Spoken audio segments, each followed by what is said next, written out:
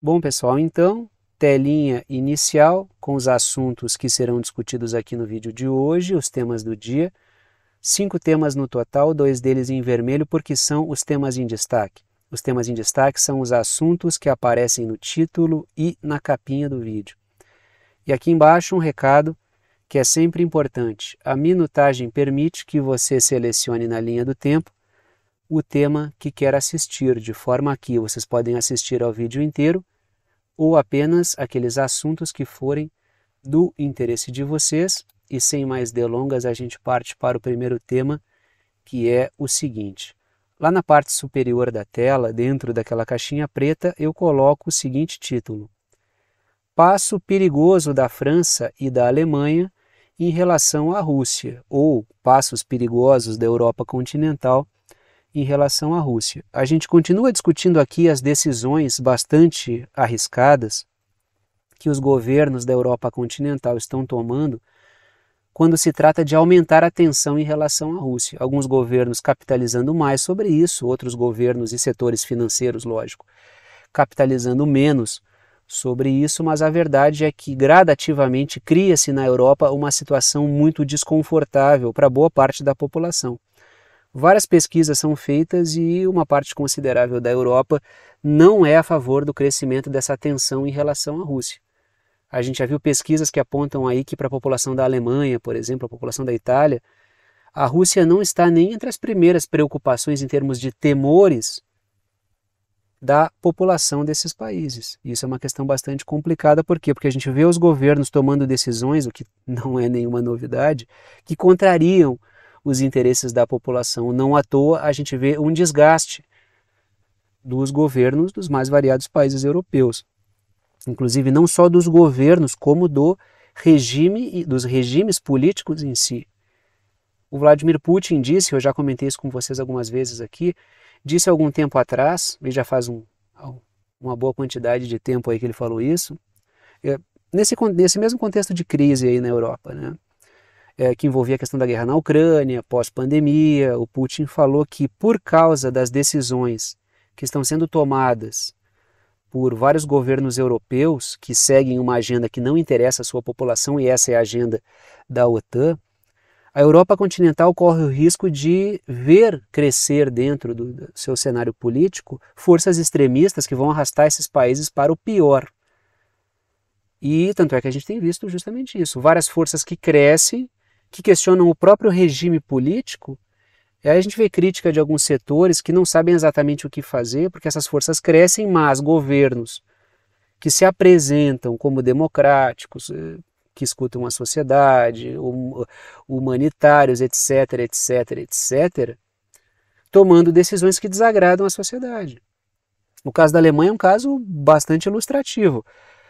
A coalizão que governa a Alemanha, que é uma coalizão aí que tem como a figura expoente o Olaf Scholz, que é o primeiro-ministro alemão, sendo ele social-democrata, mas tem ali toda uma fauna política na sua coalizão para conseguir governabilidade, ele perde muita popularidade porque abraça a agenda da OTAN, às vezes renega, mas muitas vezes abraça uma agenda que é muito prejudicial para a Alemanha. A economia alemã está passando muito trabalho por causa disso. Aí esse governo perde a confiança do povo alemão e a sua popularidade bate lá embaixo. Aí a gente vê um questionamento por parte dos mesmos setores social-democratas alemães de como reverter o crescimento de setores mais à direita. A primeira solução que o governo deveria começar a pensar é em parar de adotar uma agenda que mina a sua popularidade. Então, o que a gente vai ver aqui mais uma vez são escolhas muito perigosas que governos da Europa estão fazendo. Trago aí a seguinte matéria, vamos começar pelo caso da Alemanha, depois a gente fala da França e trouxe outros exemplos aqui também. Matéria do The Wall Street Journal, mídia corporativa que é para os algoritmos aí abraçarem a gente. A Europa utilizará ativos russos congelados para obter armas ucranianas, afirma o Olaf Scholz da Alemanha. Isso aqui é uma decisão muito perigosa.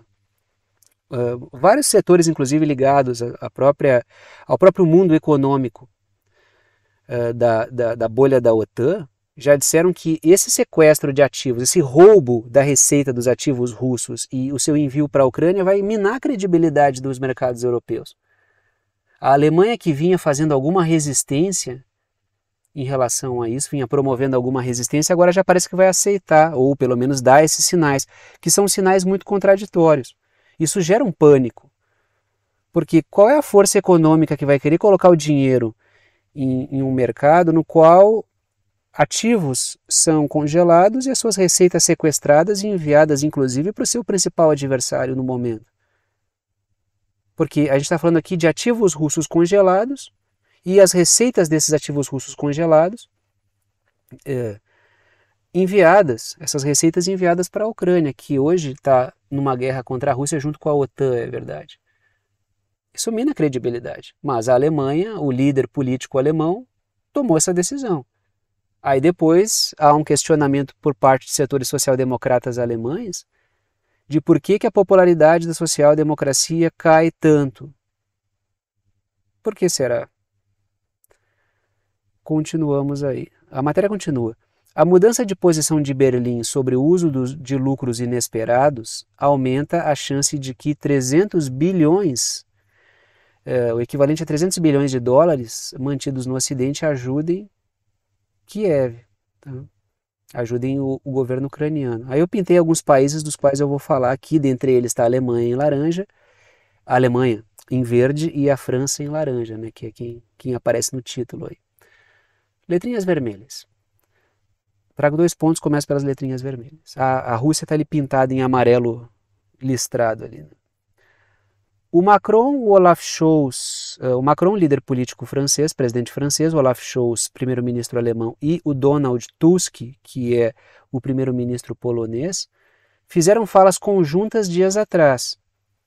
E nessas falas conjuntas sobre o que fazer em relação à Rússia, formar uma frente da Europa continental contra a Rússia, a gente vê aí o quê? Uma disputa pela liderança da Europa continental entre justamente a França, a Alemanha e a Polônia, que disputam esse papel de liderança militar, cada uma buscando adotar uma certa visão a respeito do que fazer em relação à Rússia.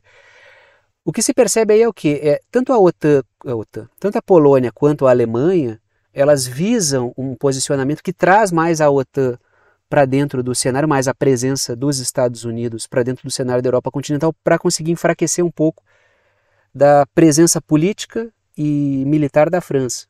Já a França toma uma decisão de tentar empurrar um pouco mais para fora dessa discussão os Estados Unidos e o Reino Unido para conseguir colocar mais a sua visão de mundo ali. Então são percepções diferentes, mas há sim essa disputa entre esses três que, lógico, aparecem lado a lado porque querem formar uma frente, mas internamente existe uma disputa.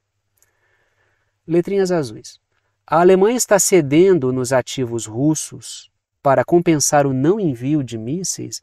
Então a pergunta que eu coloco aí é, a Alemanha está dizendo que vai ceder no envio de receitas dos ativos russos para a Ucrânia, porque, por outro lado, já que na verdade isso é uma decisão compartilhada, a decisão europeia de enviar a receita de ativos russos congelados para a Ucrânia é uma decisão que todo mundo compartilha a responsabilidade. A Alemanha não fica em evidência propriamente falando. Sobre essa decisão, a França é contra. O Macron disse que prefere um caminho que gere impostos sobre essas receitas para criar digamos assim, um mecanismo aparentemente mais legal, né, legal no sentido de lei, para roubar o dinheiro russo, que a coisa precisa ser feita de uma maneira mais bem amarrada. Já a Alemanha, ela vai adotar o quê? Uma conduta de, nesse quesito, fazer concessões para não precisar enviar os mísseis de longo alcance para a Ucrânia, que serão utilizados para atacar o território russo, para não se indispor diretamente com a Rússia, já que a Alemanha sabe muito bem que um dos objetivos do projeto da OTAN é indispor diretamente a Alemanha em relação à Rússia. No campo energético isso ficou muito claro. Um dos principais objetivos com tudo que tem acontecido é o quê? É cortar as relações energéticas entre a Alemanha e a Rússia. Isso prejudica, logicamente, a exportação energética russa, mas que ela já canalizou para o leste, conseguiu recuperar mercados. Mas, por outro lado, isso sim está difícil para a Alemanha, prejudica as vantagens industriais da Alemanha. Por quê? Porque um dos elementos que potencializa a competitividade da indústria alemã é a energia barata, por causa das relações energéticas que a Alemanha sempre teve com a Rússia. Sempre teve, eu digo, na história recente, né? A Alemanha, perdendo esse fator, ela perde competitividade e a sua indústria pena com isso, assim como a própria população, logicamente. Ou seja, o orgulho nacional alemão, que é a sua economia, é acertada em cheio. Por isso que a gente vê muitos questionamentos sobre o próprio regime político alemão. Porque o orgulho nacional alemão, que é a sua indústria principalmente, está sendo atacada. Não vamos falar das forças militares, porque a Alemanha não tem autonomia militar desde a Segunda Guerra Mundial, o final da Segunda Guerra Mundial. Ou seja, ou a Alemanha muda o curso, ou vai minar a sua própria possibilidade de competitividade econômica. Aí o que a gente vê a Alemanha fazendo? Olha, talvez a decisão dos ativos russos seja razoável. Por quê? Porque no outro quesito, no que tange ao envio de mísseis de longo alcance, a Alemanha não quer ceder. Então ela vai ceder aqui para manter o outro lado ainda inegociável, digamos assim, porque o Olaf Scholz já repetiu várias vezes nos últimos dias que não quer enviar mísseis de longo alcance para a Ucrânia. Porque, lógico, eles serão utilizados e a Rússia vai responsabilizar diretamente a Alemanha, criando possibilidades para aquilo que as forças britânicas e estadunidenses buscam, que é o quê? Que é indispor diretamente a Alemanha e a Rússia. Isso não só agora, como ao longo da história sempre foi assim. Letrinhas azuis. Os Estados Unidos pressionam a Europa a assumir o fronte contra a Rússia, já que precisam dar mais suporte a Israel no Oriente Médio, aí ficariam um pouco mais livres. Ou seja, o Congresso dos Estados Unidos demora para aprovar o apoio à Ucrânia. A Europa precisa assumir esse papel. A Europa assume esse papel, deixa os Estados Unidos mais livres para atuar no Oriente Médio, onde Israel está passando um trabalho do caramba. Tanto é que os Estados Unidos já afirmaram, agentes lá, especialistas militares dos Estados Unidos já disseram que Israel não consegue manter uma guerra em dois frontes contra o Hamas e o Hezbollah ao mesmo tempo, o Hamas na faixa de Gaza e o Hezbollah no Líbano ao mesmo tempo. Tem aí no caso de grupos que atuam no Iraque e na Síria, que também são hostis em relação a Israel e aos Estados Unidos na região. Tem a ação dos Houthis do Iêmen travando a questão do Mar Vermelho. Ou seja, existe uma grande complicação no Oriente Médio. Os Estados Unidos precisam se libertar um pouco dessa questão do atoleiro na Ucrânia, já que a Rússia está aí atrapalhando muito o projeto da OTAN. A OTAN não está conseguindo sobrepujar a Rússia na Ucrânia. Então os Estados Unidos deixam a Europa com a missão de enfrentar a Rússia e partem para o Oriente Médio para se dedicar um pouco mais ali, assim como tem que mirar um pouco mais a China, dar mais foco à China, porque a questão de Taiwan praticamente estagnou. Os Estados Unidos ainda precisam, dentro do seu projeto, que é o que? Atacar o Irã no Oriente Médio, a Rússia em relação à Europa, indispor a Rússia em relação à Europa e também conseguir combater a China, que é o seu principal adversário nessa disputa comercial global. E o projeto estagnou, por quê? Por causa do atoleiro na Ucrânia e da situação complicadíssima que Israel disparou no Oriente Médio. E agora tem que lidar com a China, ainda precisa formar toda uma frente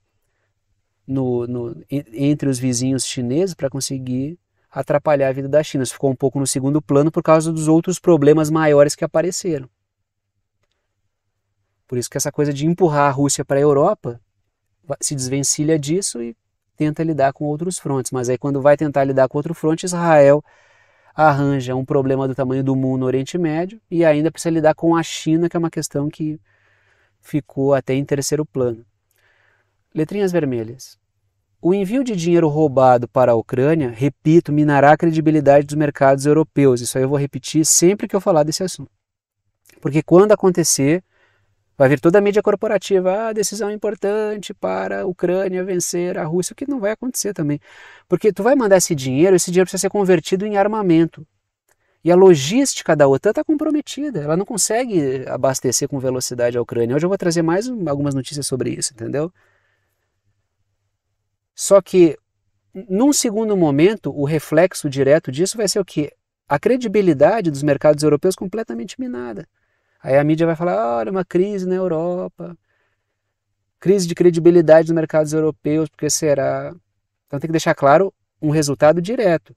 Porque embora possa haver um grande trabalho ideológico, uma grande campanha de proselitismo da OTAN, inclusive com uma forte pegada moral, do bem contra o mal, da civilização contra a barbárie russa, toda essa bobagem, na hora que o cara for colocar o dinheiro, o que vai vir na cabeça dele é: e se amanhã for o meu dinheiro congelado? É isso que vai vir à cabeça.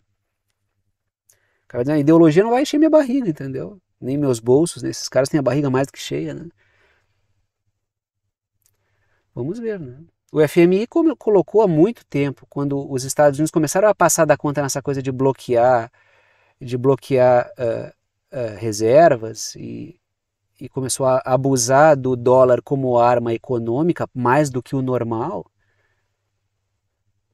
como arma geopolítica mais do que o normal, o FMI, o Fundo Monetário Internacional, colocou o seguinte: esse abuso do uso do dólar como ferramenta geopolítica, como arma, vai fazer com que os países naturalmente queiram desdolarizar, porque não vão confiar mais no dólar, porque amanhã pode ser ele. O que está acontecendo? Naturalmente a gente está vendo um movimento de vários países buscando alternativas a isso. Mais uma matéria aí. Vamos falar sobre o caso da França agora. Muito embora eu já estivesse falando um pouco da França também quando eu falei da Alemanha. A Ucrânia traga a seguinte matéria: a Ucrânia deve retomar a Crimeia para que haja uma paz duradoura, diz o Macron. Isso aqui é tudo menos o caminho para uma paz duradoura. Isso aqui é o caminho de uma guerra. Qualquer tentativa de mexer na Crimeia não é paz, é guerra. E o Macron não é nenhum idiota, ele sabe muito bem disso. Se tem uma coisa que a Rússia já colocou como primária, como de primeira ordem, de primeira importância, nesse conflito como um todo, a Crimeia é inegociável. A Crimeia já é Rússia desde o pós-Euromaidan. O povo da Crimeia decidiu fazer parte da Rússia. Isso não é nenhum segredo. Tem textos de centros de estudos da OTAN que admitem isso. Tem artigos da mídia corporativa, boa parte da mídia dos Estados Unidos, que admitem isso. O povo da Crimeia quer fazer parte da Rússia. Isso é indiscutível.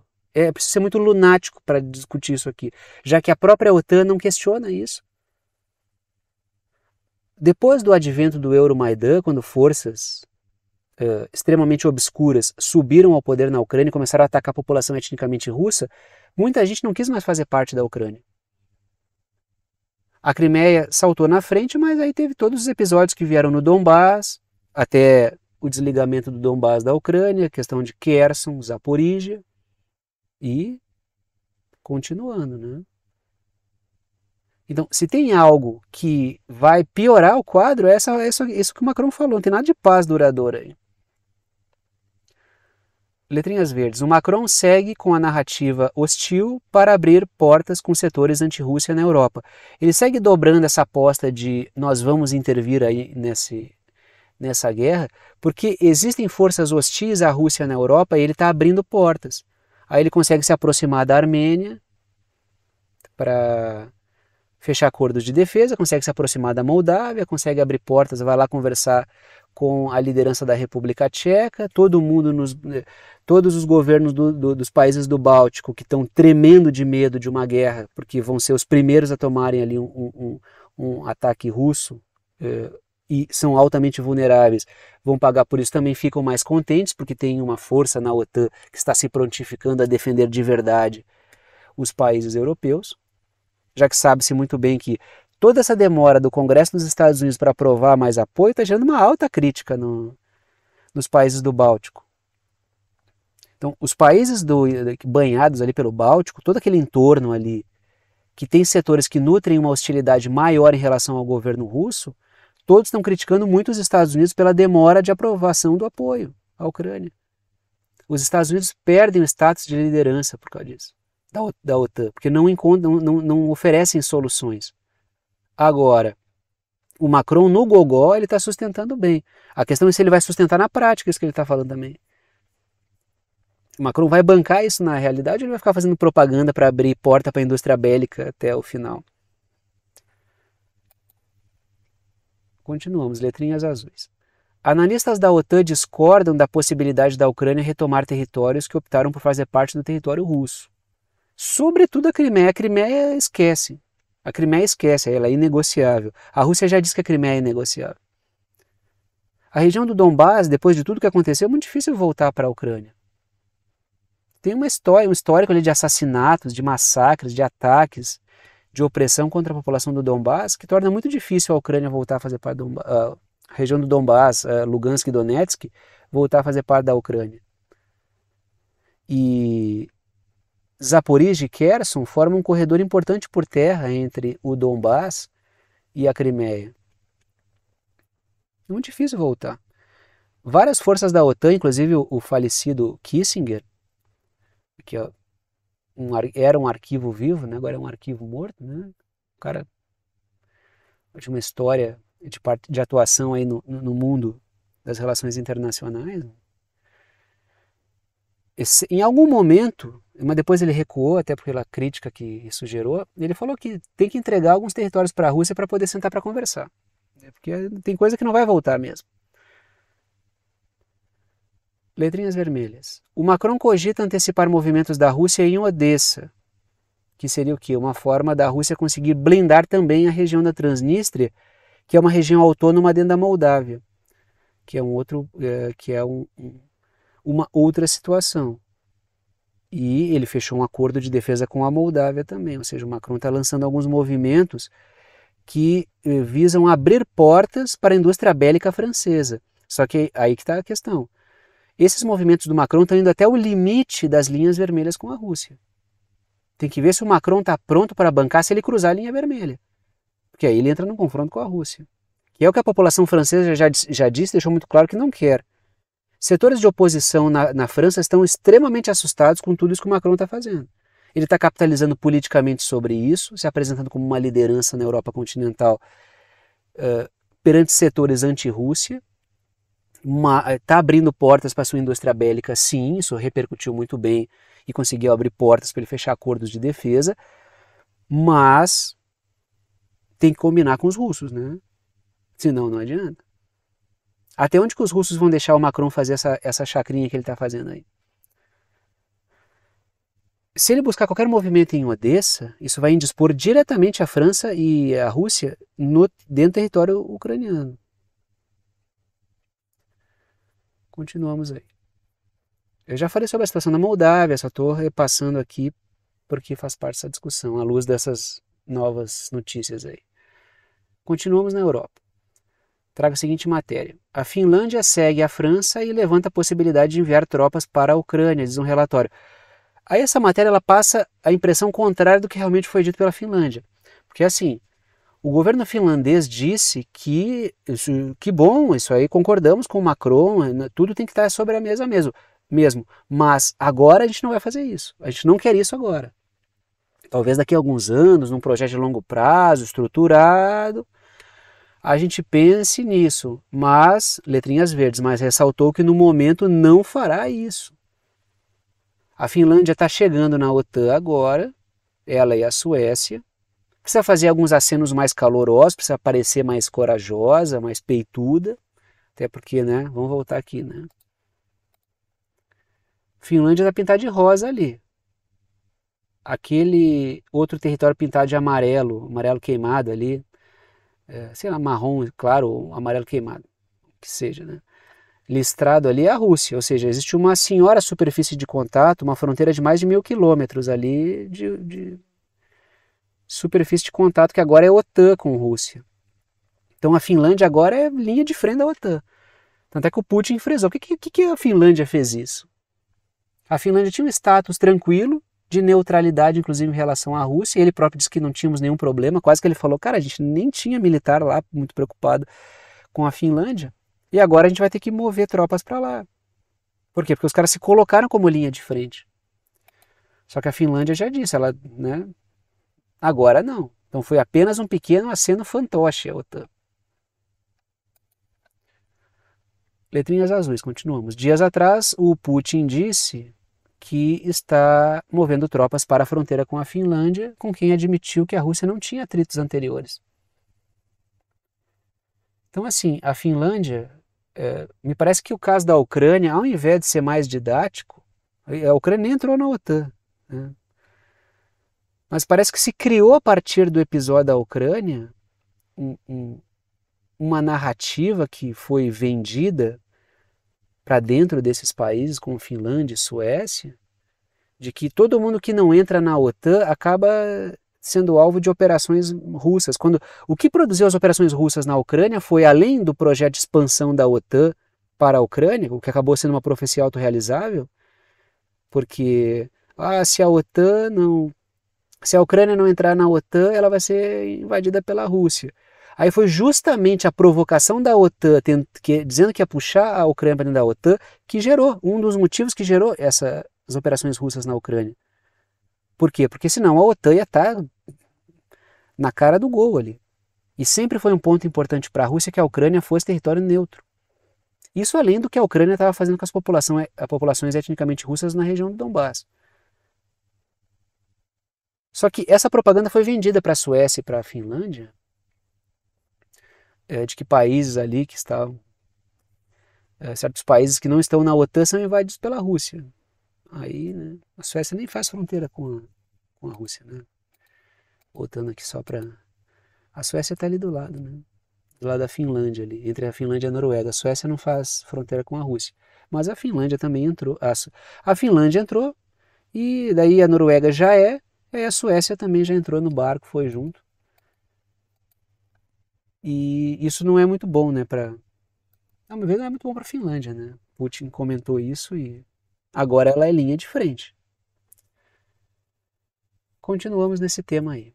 A Grã-Bretanha é instada a considerar o recrutamento para dissuadir a ameaça russa. Isso, claro, linguajar da OTAN, né? Isso aí foi dito, ela foi instada por quem? Quem é que provocou o Reino Unido sobre isso? Letrinhas vermelhas. Foi a Letônia, tá? Então, além da Letônia ter provocado o Reino Unido a retomar o recrutamento obrigatório para aumentar seu contingente militar para dissuadir a Rússia, a Letônia também indicou que o Reino Unido invista 3% do seu PIB em defesa. Já a OTAN coloca 2%, que não é norma, mas é uma indicação que se faz. Aí a Letônia disse, não, o Reino Unido tem que botar 3%. Na verdade, cobrar o Reino Unido é até algo mais correto, porque ao longo da história o Reino Unido sempre falou para os países que, né, o Reino Unido sempre tem uma prática aí de garantias de segurança que nunca consegue cumprir.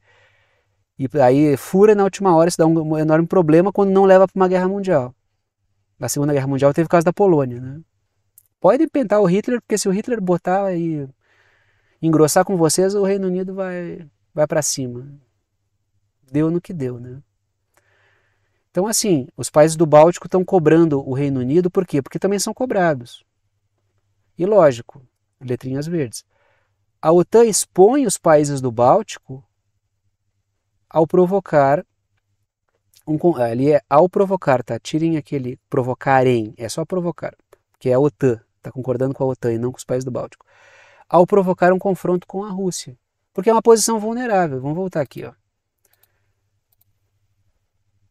Aquele pintado de amarelo é a Letônia que eu estou citando para vocês, tá? Amarelo bem claro do lado da Rússia ali. Só que ao norte tem um país e ao sul tem outro, que são os países do Báltico. Tem a Lituânia, a Letônia e a Estônia. Esses três que estão ali, né, eles são vulneráveis por quê? Porque tu pega o caso da Bielorrússia, a Belarus ali é aliada da Rússia. A Polônia é a OTAN, a Poland no mapa. Só que aquele território ali que está em amarelo mais escuro é Kaliningrado, que é território russo, ou seja, se Bielorrússia e Rússia fazem um movimento rápido, fecham ali os países do Báltico e por terra eles estão perdidos. Ou seja, quando os países do Báltico são pressionados a terem uma conduta um pouco diferente, um pouco mais firme, ele também devolve, olha, mas você também tem que ter lastro para segurar o rojão, porque sozinho a gente não segura. E é isso que a Letônia está colocando aí. Pô, 29 minutos já, cara. Eu nunca fico meia hora no primeiro tema, mas enfim, né? Deu para dar uma volta grande aí. Elon Musk e a espionagem dos Estados Unidos. Aí coisas que a gente já falou várias vezes aqui como óbvias, a mídia corporativa começa a abordar como grandes surpresas, né? Nossa, meu Deus, os projetos do Elon Musk estão ligados ao complexo industrial militar dos Estados Unidos. Quem diria, não? Matéria da Reuters, mídia britânica. Exclusivo.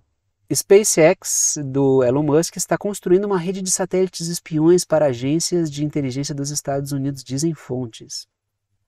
Não precisava de fonte secreta nenhuma para saber que isso aqui... Esses projetos SpaceX, Starlink, essa droga toda, empresas e projetos, isso aí é umbilicalmente ligado ao complexo industrial militar dos Estados Unidos. Uma parte considerável do dinheiro vem dali. Ou acho que o Elon Musk saiu de uma garagem. Nem ele saiu de uma garagem, nem dos Estados Unidos, porque ele é sul-africano, né, de uma família muito abastada. Mas boa parte dessas empresas de tecnologia estão umbilicalmente ligadas ao complexo industrial militar dos Estados Unidos. Isso não é teoria da conspiração. Isso é uma realidade. Isso é uma conspiração real. Letrinhas vermelhas. Não há surpresa alguma na relação entre empresas de tecnologia e a indústria militar dos Estados Unidos. Sempre discutimos isso aqui. Só que, claro, para algumas figuras que só respeitam a mídia corporativa tem que dizer. Várias vezes quando eu falei isso aqui, o cara disse, isso aí não é assim, isso é teoria da conspiração. Eu já vi na TV várias vezes analistas da mídia corporativa dizendo, não, tem teoria da conspiração que diz que o complexo industrial militar dos Estados Unidos é que controla as empresas de tecnologia. Aí tem que sair na Reuters, agora os caras vão ficar aqui com cara de bunda lá, desculpa a expressão, assim, pois é, né? Letrinhas azuis. O projeto secreto entre aspas, Starshield do SpaceX tem colocado satélites em órbita baixa desde 2020. Daí, pessoal, mas não se sabe exatamente como. Talvez muitos deles sejam do Starlink, né? Porque constelação de satélites de órbita baixa com fim militar. O projeto Starlink sempre disse que não tinha nada a ver com o uso militar. Aí o que estão fazendo na Ucrânia? O uso da Starlink lá não é esse? Para manter a internet para os ucranianos. Tá bom. Acredite quem quiser, né? Letrinhas azuis. A matéria tem o efeito de revelar algo secreto, entre aspas, para esconder que o projeto Starlink também é um pilar da estratégia Yankee para guerras ultratecnológicas. Comunicação rápida para veículos não tripulados, drones, uso de inteligência artificial, promoção de revoluções coloridas, quando os governos soberanos cortam a internet para evitar bagunças de fora para dentro e comunicação pelas redes sociais, os caras jogam torres lá, estações do Starlink e mantêm a comunicação para os bagunceiros, entendeu? O Elon Musk entregou isso aí quando ele disse que poderia fazer no Irã. Aí acabou queimando, assim, esses caras deixam escorregar algumas coisas, né?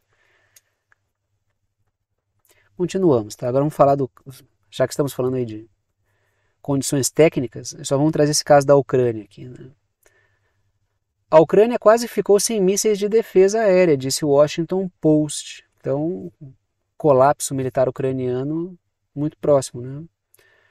Letrinhas vermelhas. As defesas ucranianas poderão atingir apenas 1 em cada 5 mísseis russos que atacam o país pela quantidade diminuta de mísseis de defesa que tem. Ou seja, vai ter que escolher, assim, aquele ali vai acertar tal lugar, aquele ali qual. Vamos escolher, então. São 5 lugares sérios que vão ser atingidos. Cara, cada 5 que passar acerta um aí, porque a gente não tem mais míssil de defesa. Letrinhas verdes. Isso não é só por causa do dinheiro. Tem a ver com a logística da OTAN não está conseguindo suprir as necessidades da Ucrânia contra a Rússia. Um colapso? O pessoal pode aprovar apoio, só que esse apoio é dinheiro, esse dinheiro tem que virar munição. E o problema é a produção da munição. A OTAN está com problema para essa produção de munição aí. O cara não vai atirar não vai atirar bolinhos de dólar para derrubar um míssil russo, entendeu? Ele vai ter que transformar aquele dólar no míssil real. O problema é a transformação do dólar no míssil real, porque a indústria bélica da OTAN está tropeçando igual o Biden, entendeu? Esse que é o problema. Vamos para o Oriente Médio. Tá? O outro fronte que está complicando a OTAN, Israel não é um membro da OTAN, mas a OTAN defende Israel mais do que defende muito membro, né? O título é o seguinte: Estados Unidos mira o TikTok, que é uma empresa chinesa, né, privada chinesa, para blindar Israel. Com o discurso de temos que evitar a espionagem chinesa aqui dentro. Esses dias eu vi Porque você percebe o seguinte, o que os Estados Unidos querem? Que a TikTok vire uma empresa dos Estados Unidos para conseguir atuar dentro dos Estados Unidos. Qualquer país que fizer isso em relação às empresas dos Estados Unidos vai ser tratado como pela mídia. Agora imaginem vocês como a mídia trataria o Brasil se ele fizesse exigências desse tipo para empresas dos Estados Unidos, por exemplo. Para as empresas de tecnologia, digamos assim. E não seria ruim para o nosso caso, tá? Eu adoraria um governo que fizesse isso, que não vai acontecer. Agora, a mídia corporativa, quando os Estados Unidos fazem isso, eu vi vários comentaristas dizendo, mas tá certo porque tá defendendo a democracia de uma empresa chinesa que é uma ditadura, né? Da China que é uma ditadura. É ser vergonhice, né? Mas assim, fica muito claro que neoliberalismo dos outros é refresco, né, para os Estados Unidos. Matéria do Palestine Chronicle. A solidariedade a Gaza desempenhou um papel importante na renovada pressão dos Estados Unidos para proibir o TikTok. Matéria do The Wall Street Journal. Ou seja, isso aí está rodando faz anos nos Estados Unidos. Como impedir a entrada do TikTok, ou a continuidade do TikTok, o avanço do TikTok, que é muito popular entre os jovens dos Estados Unidos. Cortar o TikTok seria muito impopular. Só que, na medida em que no TikTok começa a sobressair muito mais postagens e movimentos pró-Palestina do que pró-Israel, e isso saindo do controle dos Estados Unidos e do sionismo dentro dos Estados Unidos, inclusive repercutindo mal para a campanha política do Biden e mal para a imagem de Israel dentro dos Estados Unidos, tem que fazer alguma coisa. Aí os caras estão acelerando o projeto, para vocês verem o poder do lobby sionista dentro dos Estados Unidos, que é bipartidário. Encostou nos caras e falou, não, agora isso aí vai ter que andar, porque agora está atingindo Israel, a imagem de Israel, agora vocês vão ter que aprovar essa droga aí. E claro, vão usar o discurso que é para defender a democracia de ataques da China, né? Letrinhas vermelhas. Aí é a faixa de Gaza circulada em vermelho, tá? Estamos falando da questão de Gaza, né? A visão pró-Palestina na rede está superando a pró-Israel. Perda de controle da narrativa. Por quê? Porque Israel está brutalizando os palestinos. Israel tem ferramentas, está adquirindo ferramentas para controlar a narrativa, para fazer guerra cognitiva, para fazer guerra de informação, está usando todo o maquinário de tecnologia e está perdendo no campo da discussão. Por quê? Porque a verdade está se impondo muito, muito. Se a gente dependesse só da mídia corporativa, a gente estava ferrado. A gente só ia ver coisas positivas sobre Israel. A mídia corporativa só se força a dizer, algumas vezes, pontualmente, a verdade sobre o massacre de palestinos, e ainda assim de maneira super controlada, porque existe a internet que fez os caras perderem o controle disso. Aí vem o que agora? Não, o TikTok já está dando ruim para nós, mesmo com toda a maquinaria que a gente tem. Letrinhas azuis. Embora os Estados Unidos apresentem a espionagem chinesa como motivo, Israel parece ser a causa. Perdeu o controle dessa narrativa porque Israel se supôs com uma imagem muito maior do que tinha. Achou que poderia matar, atrocidar palestinos todo dia lá. Isso passar ao vivaço na TV, porque teve que passar, isso e ganhar, entrar nos celulares das pessoas como todo tipo de barbarismo que Israel comete. E achou que poderia manter a sua imagem, de que é um povo lutando pelo seu espaço. Pelo amor de Deus, isso é bobagem. Israel, desde lá como disse o alto funcionário da ONU, que se demitiu, é um projeto colonialista, europeu, que está trucidando povos nativos desde que surgiu. E todo mundo está vendo isso. Claro, tem muita gente que faz propaganda pró-Israel, muita gente que é contratada para isso, tem besta que faz de graça, a gente sabe, mas há uma perda de controle. A imagem de Israel está completamente destroçada. A gente vê um esforço assim artificial e até salta aos olhos, a própria mídia brasileira, né? Foi falar do presidente do Brasil, o presidente do Brasil criticou Israel, a popularidade dele caiu. Mentira, a população brasileira vai reverter a opinião por causa de Israel. Os que já puxam o saco de Israel não vão mudar a opinião sobre o que pensam do Lula. Então esse papo de que a popularidade do Lula caiu, tem números econômicos que estão assim, mas a popularidade caiu por causa do que ele falou de Israel e da Venezuela. Pelo amor de Deus, que vai mudar sensivelmente a opinião do povo brasileiro, porque pelo que o Lula disse sobre a Venezuela e Israel, eu preciso ser muito despreparado para acreditar numa bobagem dessa aí. O cara vai mudar a opinião sobre o governo do Brasil pelo que o cara disse da Venezuela e de Israel. Ah, pelo amor de Deus, né? É tirar a pessoa que está assistindo ali o jornal para idiota, né? Achar que isso aí vai mudar a opinião do povo brasileiro, né? É. Enfim. Letrinhas azuis. O apoio a Israel tem destruído a imagem do Biden em um ano eleitoral. E as redes têm piorado ainda mais esse quadro. Perda de votos de setores democratas, que ou são pró-Palestina ou são humanitários, ou são ambos, né? Já que dentre os republicanos a maioria apoia Israel. Já entre os democratas não há esse consenso. E como o Biden é um candidato democrata, ele se complica. Letrinhas vermelhas. A medida parece avançar no Congresso por causa da pressão do lobby sionista bipartidário. Né? Parece, eu botei só ali um benefício da dúvida, né? Só para parecer, não botar um tom de certeza para a rede não me cortar. Né?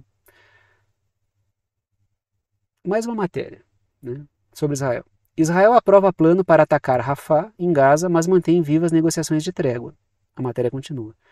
O aceno para a ameaçada invasão de Rafah, lar de 1,4 milhão de pessoas deslocadas, ocorre no momento em que Israel envia uma equipe ao Catar. Israel pode estar elevando o terrorismo para conseguir uma trégua com melhores condições. Isso pode estar colocado na mesa, tá?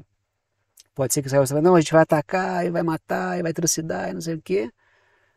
E para conseguir sabe, eleva a tensão para sentar para negociar. Pode ser isso, eu não estou descartando essa possibilidade, tá? Até porque, primeiro, essa operação seria incrivelmente impopular, mais do que o normal. A imagem de Israel que já está virada em nada pioraria. Então Israel pode estar fazendo terrorismo para conseguir sentar para negociar em melhores condições.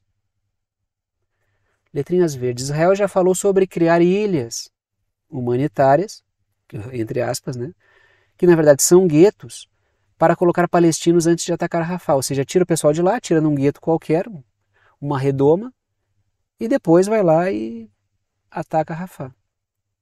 Mas deslocar pessoas assim é crime humanitário por si só, tá? Então a discussão já começa torta. Não pode deslocar grandes contingentes humanos, né? Não pode promover limpeza étnica em lugar nenhum. O que Israel está fazendo já é crime humanitário, crime de guerra há muito tempo. É só lá o pessoal do Tribunal Internacional de Justiça lá que fica assim, será que é Israel? Cuidado para não promover genocídio e crimes contra a humanidade, já não, como se já não tivesse em curso há muito tempo, né? Letrinhas azuis. O Netanyahu pode estar dobrando a aposta no terror para conseguir um bom acordo de trégua com o Hamas. Israel quer uma trégua para se reorganizar. Porque Israel está enfrentando uma guerra de guerrilha muito difícil contra o Hamas. E todo mundo sabia que seria isso, seria assim. Até os Estados Unidos, os militares dos Estados Unidos disseram várias vezes que seria uma guerra de guerrilha terrível. Israel está com problema de recrutamento, está pensando em recrutar palestino. Matéria da Reuters ainda. Continuamos na região. Nenhuma evidência de Israel que apoie as acusações contra a agência humanitária da ONU, afirma o chefe humanitário da União Europeia. Tanto é que alguns países que tinham cortado o apoio à agência humanitária da ONU, que atua em Gaza, voltaram a apoiar. O interessante é eles terem corrido para cortar os apoios. Letrinhas vermelhas ali, ó. Mesmo sem evidência, países da bolha da OTAN cortaram seu apoio à agência humanitária. Aí quando cortaram eu falei, isso é absurdo cortar, não tem evidência nenhuma. A mera acusação de Israel virou... Então a gente vê que todo esse puxar-saquismo em torno de Israel, ele está restrito à bolha da OTAN. Porque a gente vê no sul global, em países africanos, países latino-americanos, países asiáticos, o pessoal malhando pau em Israel, entendeu? Então essa imagem, até dentro da bolha da OTAN, está se desgastando. Os caras estão retomando, percebendo a mentira de Israel. Israel está mentindo desde o início do Estado de Israel. Mas desde que começou esse episódio em Gaza, os caras inventam uma mentira por cima da outra. Criança que foi assada no forno, bebê decapitado, pendurado em varal, o cara com o manual que tinham de armas químicas. Um monte de mentira, um monte de mentira. Israel conta uma mentira por cima da outra. E tudo já foi desmentido, e a mídia sempre dá a primeira vez como verdade. Aqui foi a mesma coisa. Quando saiu eu falei, Israel não tem prova, não apresentou prova. Não estou dizendo que não aconteceu, eu disse que Israel não apresentou prova. E nunca apresentou prova sobre isso aqui. Mesmo que fosse verdade, numa realidade de, aí acho que são 13 mil agentes, 10 pessoas, ou 12 que eles falaram, apoiando o Hamas, seria uma realidade ínfima, não é 12 mil de 13 mil, é 12 pessoas, 12, uma dúzia de pessoas, de 13 mil pessoas. Isso inviabilizaria todo o trabalho humanitário? Claro que não. Agora, nem os 12 Israel conseguiu comprovar. Até tentou, letrinhas verdes. Agentes acusam Israel de torturá-los para admitir que ajudaram o Hamas no 7 de outubro. Então, mediante tortura para conseguir extrair dos caras. Então, é ridículo que países da bolha da OTAN tenham abraçado a tese sem investigar. Passaram vergonha. E o Sul Global foi contra isso. Vários países se posicionaram contra. Continuamos. Mas sempre tem uns puxa-saco, claro. Tem Javier Milei da vida, né? Tem esses setores aí lambedores de Israel, mas... Enfim. Traga a seguinte matéria não, o seguinte título. O Níger barra base dos Estados Unidos no país. Ótimo. Ah, mas o Níger não sei o que. Ótimo. Atrapalhou o projeto da OTAN, é ótimo. O resto a gente conversa depois. Porque assim, o governo do Níger, que é um governo que chegou ao poder através de um levante militar que depois um presidente civil capacho, um governo civil capacho da França, chutou os militares franceses e agora está cortando um acordo para o uso de uma base de drones dos Estados Unidos, que é importante para os Estados Unidos intervirem em países da região. Ótimo! Agora tem que concordar em gênero, número e grau com tudo que o governo do Níger diz para eu poder ver isso como algo positivo? Lógico que não. Traga a seguinte matéria. Operações militares dos Estados Unidos em todo o Sahel em risco enquanto o Níger rompe a cooperação militar. Repito, ótimo. Bom, esse é um canal anti-OTAN, crítico das oligarquias financeiras britânicas e estadunidenses, e da OTAN, que é o seu braço armado. Então é ótimo. Agora, quer malhar pau no Níger, talvez vai ser bem recebido em canais pró-OTAN. Porque essa decisão atrapalha a OTAN. Tem que se posicionar, né? Não dá pra, eu não quero nem isso nem aquilo, como se a vida fosse assim, a política fosse uma espécie de Street Fighter, né? O cara tem 300 bonecos lá para escolher e eu quero esse boneco aqui que parece que luta Kung Fu, esse aqui tem uns garfos na mão, aquele outro estica a perna mais que o outro é lutador de sumô, o terceiro é alguém da União Soviética, o outro é brasileiro verde e luta na Amazônia. Não, não é assim que funciona. São poucas opções concretas, reais, e é ali que se dá o jogo, entendeu? Claro que para ficar no campo das ideias e para ficar em cima do muro é muito mais fácil, né? E parece que, não, politicamente correto, né? Letrinhas vermelhas. O acordo permitia aos Estados Unidos operar uma base de drones que fica no Níger. Que inclusive tem soldados lá, tem 600 soldados, se eu não me engano. Né? Que logo acho que vão ter que sair também. Letrinhas azuis. Com o rompimento, ações militares Yankees em toda a região ficam comprometidas, o que é ótimo. A perda de controle dos Estados Unidos sobre várias regiões do continente africano é ótimo. É algo ótimo. Letrinhas azuis. O Níger acusou a delegação dos Estados Unidos que visitava o país, que foi lá para renovar esse acordo, de não respeitar o governo e o seu povo. Ou seja, não chegou na humildade. Lembrando que o Níger já mandou soldados franceses embora. Para mandar os soldados dos Estados Unidos não custa muito, né? Continuamos na África, tá? Porque eu pintei no mapa aí o Níger de laranja e a Somália em amarelo, que eu vou falar da Somália agora. Matéria do The Guardian. A Somália tem 99% da dívida de 2 bilhões de dólares cancelada, olha só como o pessoal é bonzinho, num grande impulso à frágil recuperação. A matéria continua. O Clube de Paris de Nações Credoras concorda com o cancelamento enquanto Mogadiscio, ou seja, o governo da Somália, avança em direção à normalização financeira em meio ao conflito em curso. Para vocês verem o desespero da bolha da OTAN no continente africano, os caras estão perdoando dívida. Porque estão perdendo total o controle. Então precisam conquistar de qualquer jeito. Letrinhas vermelhas. A Somália tornou-se fundamental para a OTAN, já que ela é central no combate aos governos da Etiópia, com quem está com um enorme atrito agora, por causa da questão da Somalilândia e daquele porto que eu já discuti com vocês, e do Iêmen. Olhem a posição da Somália, né, entrada ali para o Mar Vermelho e uma rota comercial, já que leva até o Canal de Suez. Não à toa a Somália é assolada por todo tipo de ataque, assim como o Iêmen. Estar ali na entrada do Mar Vermelho naquela rota comercial ali é ao mesmo tempo um benefício, mas é uma maldição. Por quê? Porque todo mundo vai querer te atacar por causa da tua posição geográfica, né? Então, assim, olha a posição da Somália em relação ao Iêmen e em relação à Etiópia, dois governos aí, né, que a OTAN está batendo em cima, sendo que a Etiópia agora é membro da OTAN. Desculpa, desculpa Etiópia, longe de mim, membro dos BRICS a Etiópia agora, né? Letrinhas verdes, a Turquia fechou uma parceria militar e energética com a Somália na semana passada. Lembrando que a Turquia é um membro da OTAN. Parece um movimento de fortalecimento da Somália. E o Al-Shabaab lá, né, que parecia útil a princípio, né, porque ele cria condições para a presença militar. Tá difícil até de descartar o Al-Shabaab agora, né, que é um grupo rebelde, né, que atua na Somália. Último tema aí, né? A China observa ações em Taiwan. Aí assim, ó, olha essa matéria. Presença confirmada de forças especiais do Exército dos Estados Unidos em ilhas periféricas de Taiwan. Lembrando, Taiwan é parte integrante do território chinês com autonomia administrativa. Aí a gente começa a ver o peso que isso tem para a China. Quem é que disse que Taiwan tem essa interpretação sobre Taiwan ser parte da China? Os Estados Unidos reconhecem o princípio de uma só China. Tá?